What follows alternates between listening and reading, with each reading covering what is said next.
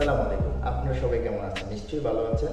আমি আপনাদের ভাই জহির JIR আর্মি চ্যানেল থেকে বলতেছি। আজকে আমাদের ব্লগ হচ্ছে চমচম মিষ্টি। এই চমচম মিষ্টি বানাতে কি কি উপকরণ লাগে এবং এই চমচম মিষ্টি বানাতে কোন জিনিসটা কতক্ষণ প্রয়োজন পড়ে, আজকে আমার এই ব্লগের মাধ্যমে তা দেখানো হবে। আর আমার চ্যানেলটা যারা পছন্দ করেন অবশ্যই একটা লাইক, এবং যারা বেশি পছন্দ করেন অবশ্যই সাবস্ক্রাইব করবেন। নিচে যে লাল বাটনটা আছে তা এখনই দাবাই দেন, আমার ব্লগের সাথেই থাকুন।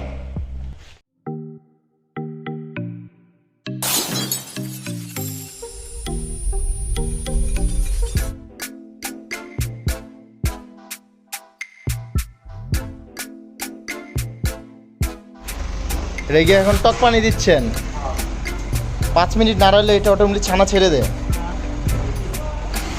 ছানা অলরেডি দেখা যাচ্ছে না, পরে শুধুমাত্র কাপড়টা চেপে রাখবেন ছানাগুলো।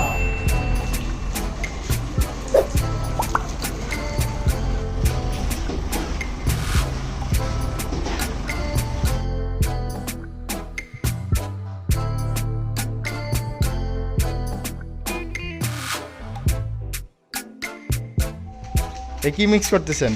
ময়দা। ময়দা 3 কেজি ছানার জন্য 500 গ্রাম ময়দা, 500 গ্রাম ময়দা আর হচ্ছে 200 গ্রাম সুজি। আচ্ছা, এটা কি দিলেন? এটা অল্প কটা মাওয়া দিচ্ছি। গেরানোর জন্য না? হ্যাঁ এরকম মোটামুটি মিক্স না হওয়া পর্যন্ত মিক্স করতে হবে না? হ্যাঁ, মিক্স করার পরে আজকে আমরা কয় কেজি চমচম তৈরি করুন? আপনার 17 কেজি, 16 থেকে 17 কেজি হবে। মধ্যে না? শেষ, মিক্স শেষ না?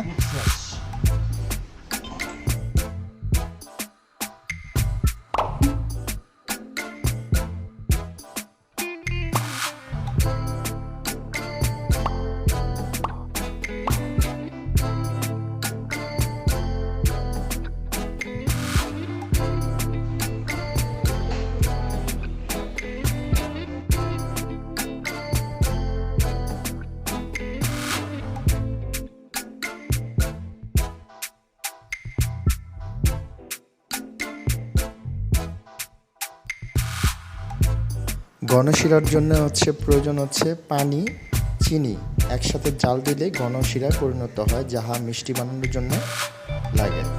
মানে এই ঘনশিরার মধ্যেই মিষ্টিকে ফুটানো হয়। নাও স্টার্ট।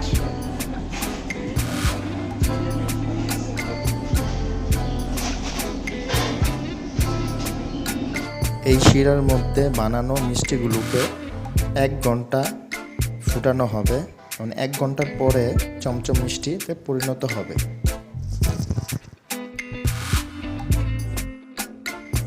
নর্মাল মিষ্টিগুলোতে আমরা সাধারণত 20 থেকে 25 মিনিট ফুটানোর পরে মিষ্টিতে পরিণত হয়ে যায়, কিন্তু চমচম মিষ্টির ক্ষেত্রে অবশ্যই 1 ঘন্টা ফুটানো লাগে, না হলে মিষ্টিতে কালার এবং স্বাদ কোনোটাই ঠিক থাকে না, না হলে মিষ্টি ভেঙে যায়। তাই 1 ঘন্টা অবশ্যই মিষ্টিকে গরমে ফুটানো লাগবে, তারপরেই চমচম মিষ্টিতে পরিণত হবে। বন্ধুরা অবশ্যই খেয়াল রাখবেন এই বিষয়টা। 1 ঘন্টা পর আমরা ফিরে এসে দেখি যে মিষ্টি অনেকটাই হয়ে গেছে, এবং এই পর্যায়ে মিষ্টিকে আমরা ভালো করে নাড়াবেন যেন মিষ্টিগুলোতে কোনো পোড়া না লাগে। চমচম মিষ্টি হয়ে যাওয়ার পর কিছু পরিমাণের আমরা ঠান্ডা পানি মিক্স করব।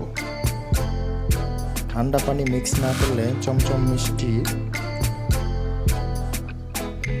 যে ফুলাটা থাকে তা থাকবে না, তাই অবশ্যই আমরা কিছু পরিমাণের পানি মিক্স করব।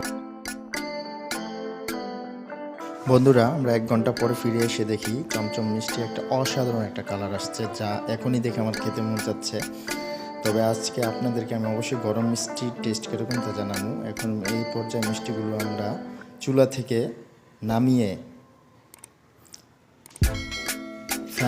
ফ্যানেতে আমরা ঠান্ডা করব। উফ, অসাধারণ একটা কালার আসছে, অসাধারণ অসাধারণ। এখন আমরা কিছু হালকা শিরা দেওয়া লাগবে, না হলে যে মিষ্টিগুলো ফুলছে তা ফুলা চিমে যাবে। এই কারণে অবশ্যই মিষ্টিতে কিছু আপনারা ঠান্ডা শিরা দেবেন। তাহলে মিষ্টিগুলো অবশ্যই আরও বেশি ফুলবে।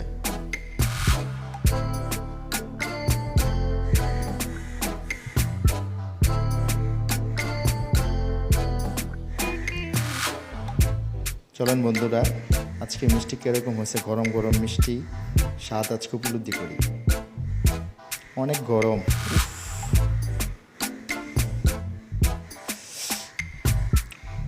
অসাধারণ অসাধারণ, না খেলে বুঝবেন না। গরম মিষ্টি একদম সফট, ঠান্ডা মিষ্টি তো একটু শক্ত, বাট গরম মিষ্টি একেবারেই সফট, না খেলে বুঝবেন না।